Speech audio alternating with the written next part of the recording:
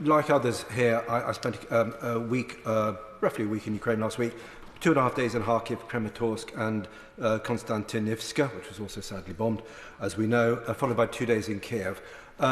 Just as the chair of the APG, or the co-chair of the APG with the Right Honourable Member for Leeds North West, to understand the changes on the battlefield and to see what was happening in Ukrainian society, but also so I'm going to talk about today just the Ukrainian way of fighting and how it's evolving, some Russian changes, and whether there's some tweaking to the support in terms of the training and other things that we can do. By firstly looking at sort of the Ukrainian style of fighting and what they're doing, it's always a pleasure to listen to the Armed Forces Minister, and he will probably be interested in this as well, just because as a former serviceman who was very used to these sort of intense tactical battles in Helmand and in Sangin, they're seeing something not dissimilar in the Ukraine. And if there's a Ukrainian way of war evolving, it's being sort of formed around creative problem solving, very, very strongly empowered junior officers because they need to make decisions. So you've got a real mission command culture, which is radically different clearly from Russia, where you've got an intense hierarchy which effectively slows down operations massively.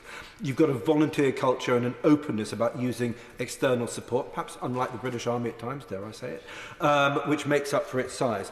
The most obvious in terms of that external support and that volunteer experience is in the use of drones, which are well documented, the commercial drones, which are now being engineered for military work as well, but also in patriotic businessmen raising regiments, and I've had the pleasure of meeting a few, but also in the original use of communicate on commercial comms kit. And I was in an ops room, which I'll come to that in a second, near Kramatorsk, and they were using gaming software to communicate between them, the front line, and the mortar positions and their drone positions. And they've basically taken commercial gaming software for some of these shared gaming sites you get around the world, and they were using that in battle. So there's very much an emphasis on what works. There's also a focus, as I'm sure the Armed Forces Minister would appreciate, on the tactical battle rather than large-scale manoeuvre, because they can't do large-scale manoeuvre because they don't have air superiority, and they're faced, as we know, with kilometres of mines in front of them. And perhaps most importantly, commanders are having to fight in a very economical style. Not only because there isn't that much kit, so long-range missiles are used sparingly.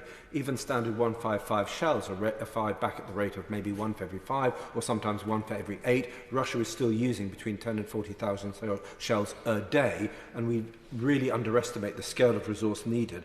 But also about having to conduct assaults whilst minimising casualties. And it was remarkable how many of the military vehicles we drove past were medical vehicles. So it's quite upsetting at times. And having to assault while minimising casualties. So they're not really assaulting with traditional 3-to-1 ratios, but they're having to assault effectively whilst being mindful that the Russians can lose 4 people for every one the Ukrainians lose, effectively.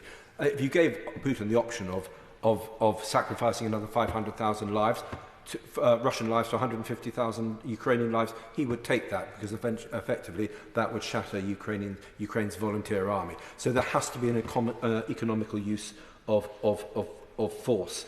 When it comes to Russian changes, the Russians are changing and are learning. They're doing it slowly, but we shouldn't delude ourselves that they are doing it. Jack Watling from RUSI and ISW, Institute for the Study of War, I think are the 2 people which I recommend to any colleague who wants to know what's going on a daily basis or to understand the tactics of the war, to read these 2, because they're very good. And Jack was saying it's important to recognise that Russian forces are fighting more competently and with reasonable tenacity in defence. And I think that's the critical point. And I was in the same conversation with the Honourable Member for Leeds North West with the same soldiers. And they were saying the Russians are fighting well enough. They're not dismissive of their enemy, because the Russians are dying in place.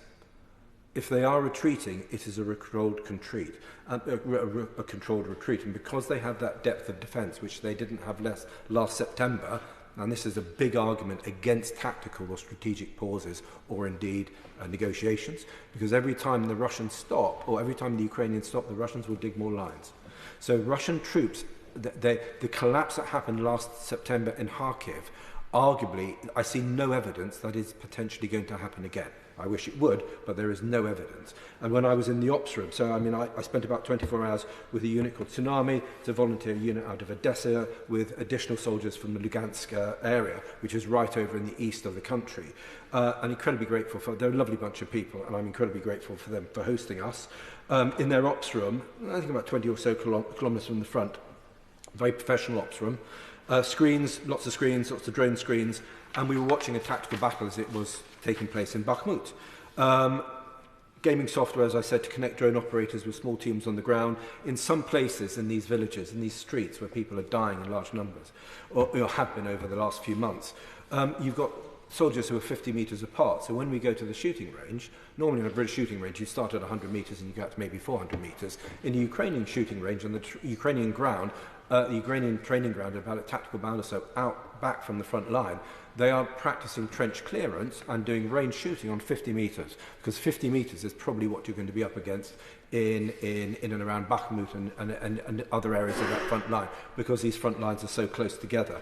And you had this command guys in Tsunami, in the unit, a lot of communications with the teams on the ground, and their mortars would then be walked into position. So you've got the drones combining with base, using gaming software, lots of screens up, 120mm mortars, and obviously they then struck the Russian position, reducing it to rubble, and they were watching for the splash every couple of minutes, adjusting their aim until unfortunately they killed, well, fortunately, sadly, they killed the Russian invaders, and I take no pleasure in saying that.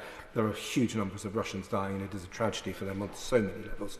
But they fought until they were killed, and the Ukrainians also took 3 prisoners that day, one of which was carrying propaganda cards explaining why they were fighting. So again, these people are understanding there's an argument being put for them for why they are there. Just a point on casualties. The 24 hours that I was there with one unit, there was 1 Ukrainian dead and 7 injured.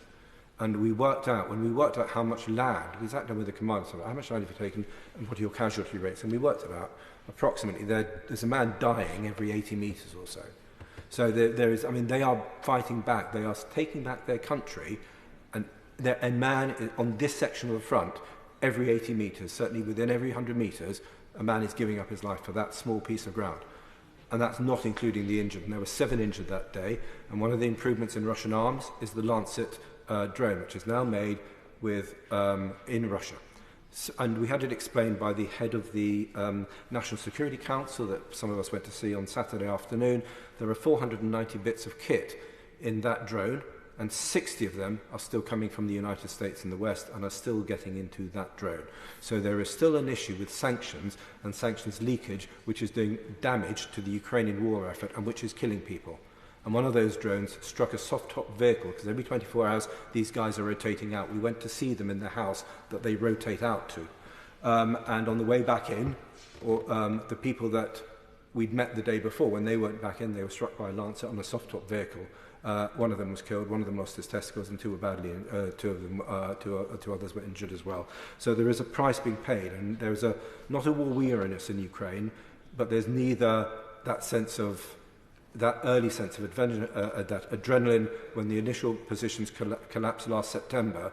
There is a grim realism that this is going to be potentially a long war, and there are tens of thousands of more people who are going to die. And even if we accept the 250,000 Russian casualties, we have to accept that if Ukrainian casualties dead are up above 50,000, this is a phenomenal effect on that society. On the train back, it's basically a military convoy train that we took back from Kramatorsk. I sit opposite a lovely guy called Vladimir, who was going back to comfort his wife because his brother-in-law had been killed on the southern front a week before. So drones are critical, and we know that, and the Russians are improving their drones. So just final point, if I can make a few points about how we can maximise a positive influence. The government is doing a phenomenal amount, and I congratulate it.